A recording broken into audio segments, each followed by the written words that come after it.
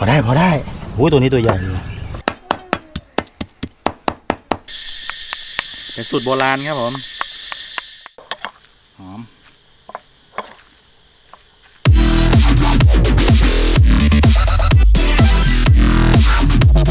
สวัสดีครับผมนนท์ไปเรื่อยเปื่อยครับขอต้อนรับทุกท่านนะครับเข้าสู่รายการไปเรื่อยเปื่อยนะครับรายการที่ถ่ายทำกันแต่สักกระเบือยันเรือดำน้ำนะครับเอาแหมาคงไม่ใช่ตกปลาหรอกเนาะผมจะมาใช้แห่ฝรั่งนะครับแล้วก็ท่าใหม่ของผมที่ผมคิดค้นขึ้นมาได้ใหม่ๆเป็นท่าสุดยอดครับท่าเทพเลเวล 10เราจะหาปลามาลาบนะครับอยากกินมากเลยลาบปลาอะไรวะลาบปลาสร้อยที่ไปตลาดมาแล้วซื้อเครื่องเรียบร้อยพร้อมทำโคตรมั่นใจ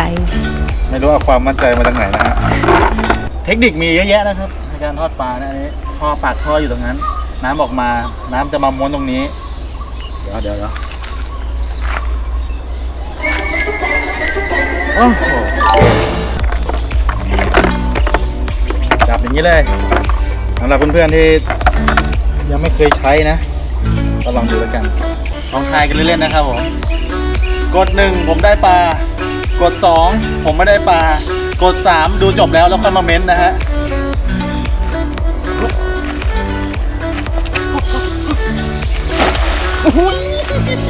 กระโดดกันเทียบแสดงว่าตรงนี้มันต้องมีปลาแน่นอนนะครับ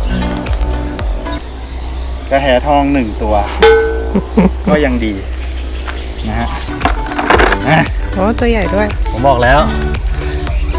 วันก่อนจะหาปลากระแหทองมาทอดแต่ได้ปลาสร้อยวันนี้อยากได้ปลาสร้อยแม่งได้ปลากระแหทอง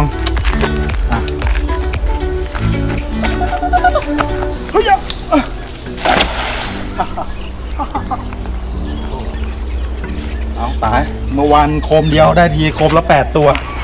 วันนี้ได้โคมละตัวไว้เฮ้ยมันไปไหนกันหมด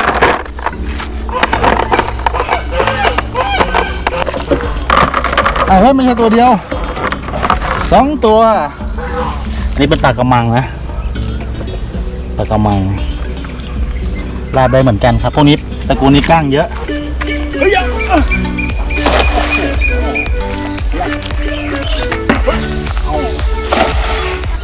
อันนี้ก็เป็นรังห่านนะครับผมที่คลิปที่แล้วผมได้มาถ่ายนะเดี๋ยวผมดูดิว่าลองดูแล้วไข่ไม่มีเพิ่มครับผมไข่ที่เหลือผมเอาไปหมดแล้วนะแล้วมันกบเล่นไปก่อนเราตรงนี้สักทีนะครับตรงนี้เป็นโลเคชั่นที่ทอดยากมากมีตอไม้2ตอยังไม่เคยทอดในมุมเนี้ยไม่รู้ว่าที่พื้นข้างล่างมีอะไรเปล่านะฮะมันได้ปลาน้อยเลยลีลานะดีนะเฮ้ย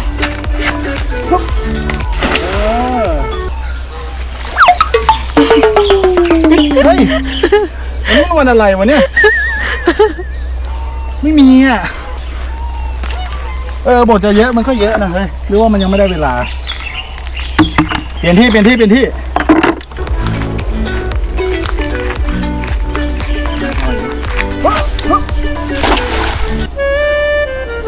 ผมว่าเปลี่ยนจากลาบปลาวันนี้มาเป็นผัดผักบุ้งดีกว่าไหม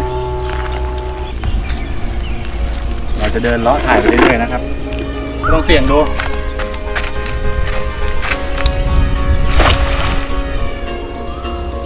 ได้ว้า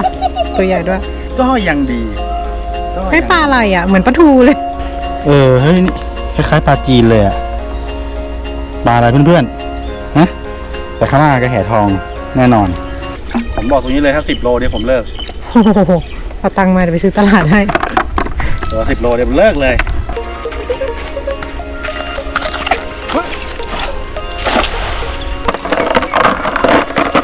ไม่เหมือนเมื่อกี้มีเหรอมีเนี่ย อันนี้คือเหมือนเมื่อกี้นะครับนี่ไม่รู้ปลาอะไรนะ2 ตัวเลยเมื่อกี้ที่นี่เหมือนกันนี่เหมือนกันนะครับแล้วก็อันนี้เป็นปลาแปบนี่ปลาแปบนี่หายากเหมือนกันนะนี่ปลาแปบ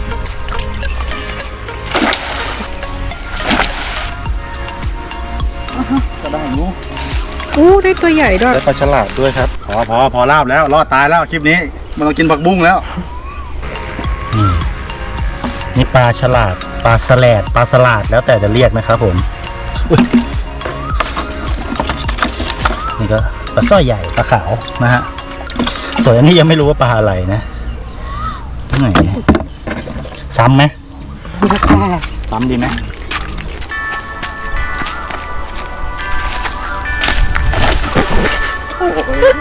โดนไอ้นี่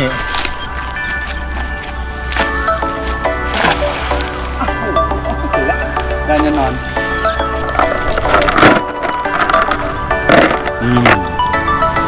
พอได้โอ้ยตัวนี้ตัวใหญ่ปลาสแลดนี่อู้หายาก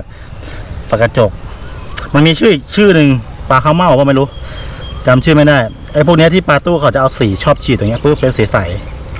ฉีดแล้วก็เอาไปเลี้ยงกันนะฮะ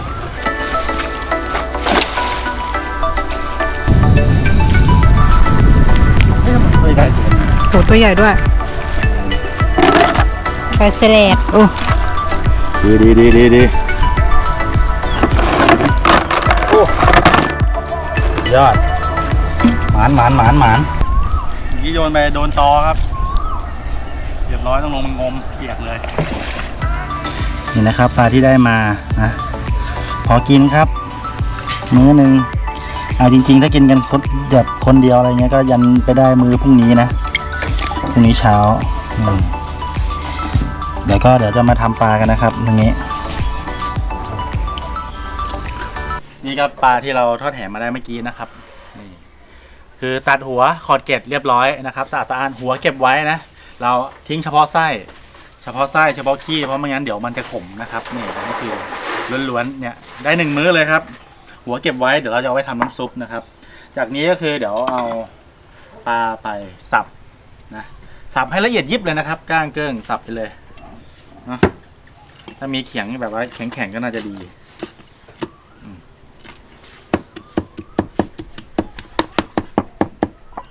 ของสับนี่ก็น่าจะใช้เวลาสักพักหนึ่งนะครับหั่นให้มันเป็นชิ้นเล็กๆก็จะสับง่ายหน่อยอันนี้ก็เดี๋ยวผมจะหั่นเป็นชิ้นเล็กๆก่อนนะครับเปลี่ยนมีดแล้วมีดอันไม่ถนัดมีดอันนี้จะถนัดกว่า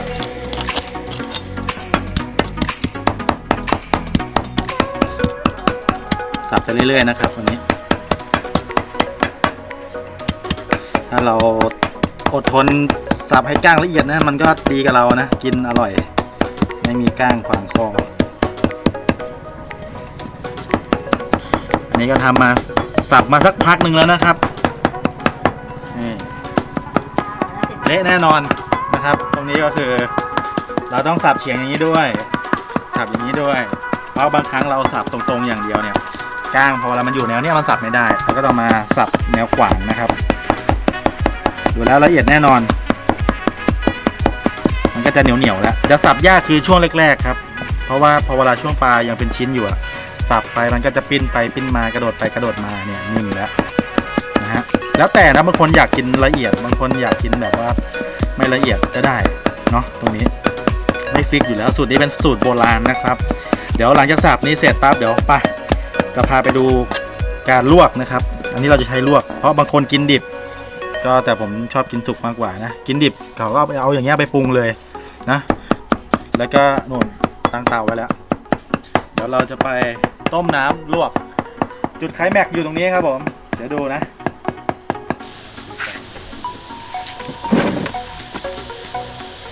นี่นะครับก็ไฟน้ำเดือดแล้ว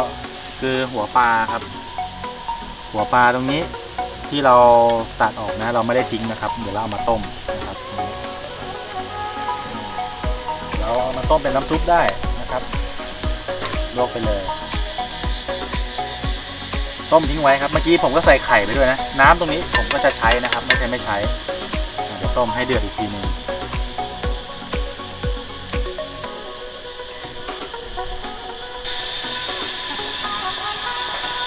พอเวลาน้ำเดือดแล้วนะครับเราจะใช้น้ำข้างในนี่แหละ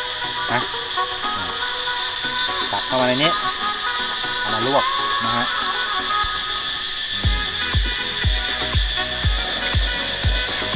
ตักมาเลยดูนะครับเป็นอย่างนี้เราจะเอามาลวก ในถ้วยเลยอันนี้คือปลาที่เราสับไว้นะครับ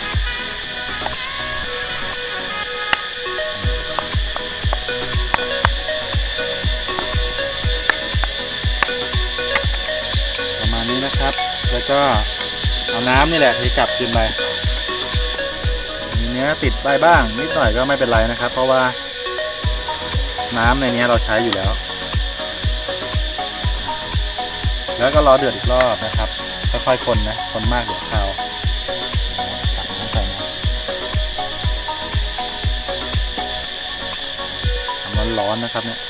เข้ามาลวก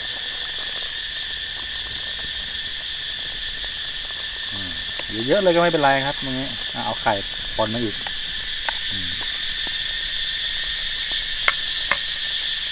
อันนี้คือทำแบบ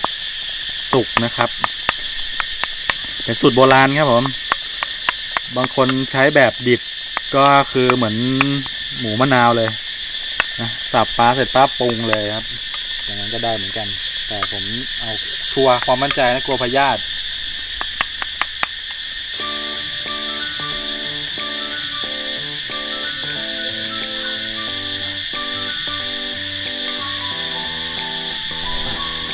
อันนี้อีกทีนึงนะครับรอบที่3รอบที่3นะครับลวก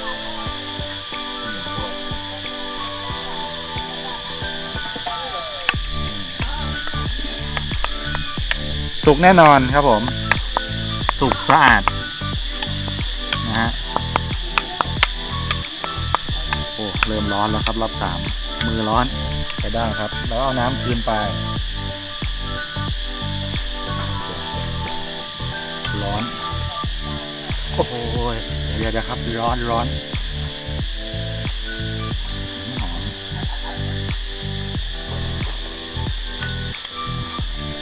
ติดเนื้อนิดหน่อยไม่เป็นไรเอาน้ำซุปไปซดโอ้ยร้อนหลังจากนี้นะครับเดี๋ยวตรงนี้เราก็เคี่ยวไปแป๊บหนึ่งนะครับเดี๋ยวเราจะมาปรุงตัวลาบตัวเนื้อปลากันนะครับต่อไปนะครับก็เป็นช่วงของการปรุงนะครับเนื้อปลาที่เราทำมาลวกแล้วนะครับสับอย่างดีสะอาดนะครับตรงนี้โอ้โหยังร้อนอยู่เลยชอบมากชอบน้อยก็แล้วแต่นะครับนี่นิดหนึ่ง เผ็ดไปเดี๋ยวกินลำบากถ้าเผ็ดน้อยไม่เป็นไรข้าวคั่วจะคั่วเองหรือจะซื้อมาก็ได้แล้วกันอันนี้5 บาท5 บาทเยอะๆเลยนี่ไอ้ยะเป็นไงอีกนิดนึงแล้วก็เกลือหน่อยนะฮะประมาณนี้ตัดทิ้งไปนี่โอ้โหสุดยอดเราจะลองซิกเดียวน้ำมันเยอะนะครับและต่อจากนี้ก็คือผักนะครับอันนี้จะเป็นหัวหอมแล้วก็จะมีต้นหอมแล้วก็อันนี้คือผักชีไปเรื่อยปะผักชีไปเรื่อยนะครับใส่ได้เลยซึมใส่หมดเลยใส่หมดเลยสุดยอดนะครับและน้ำปลาอันนี้อะไรน้ำตาลเพื่อให้ครบองค์ประกอบนะแต่บางคนก็ไม่ใส่นะนิดนึง เพื่อความหวานชีวิตขาดหวานไม่ได้นะครับผมแล้วก็ต่อไปก็คือน้ำปลาตาอะไรก็ได้นะฮะลองเทสตึงทีละนิดครับผมเพราะว่าถ้ามันเกินไปมันจะไม่อร่อยแต่ถ้ามันน้อยไปมันเติมได้นะครับจากนี้ก็คือคนเลยเฮ้ยไม่ต้องมาชิมเฮ้ยหอม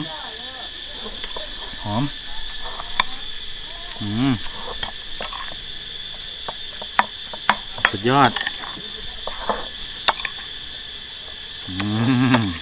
โหเนื้อปลาขาวมากนี่ผมปรุงรสเพิ่มนะเมื่อกี้ลองชิมแล้วมันยังอ่อนไปนิดนึงใส่พริกใส่แล้วก็เกลือไปนิดนึงครับมะนาวอีกเอาจัดเลยแซ่บเลยนี่แล้วก็น้ำปลาก็ใส่ไปแล้วนะครับ ใส่พริกลงไปด้วยโอ้หอมเสร็จเรียบร้อยครับผมนี่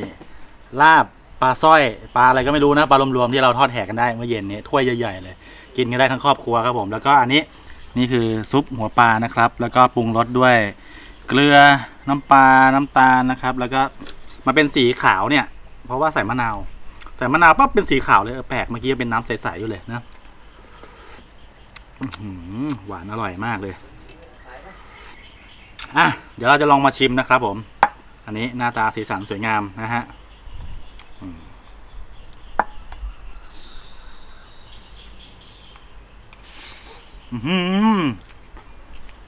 เฮ้ยแรมตามด้วยน้ำซุปเฮ้ย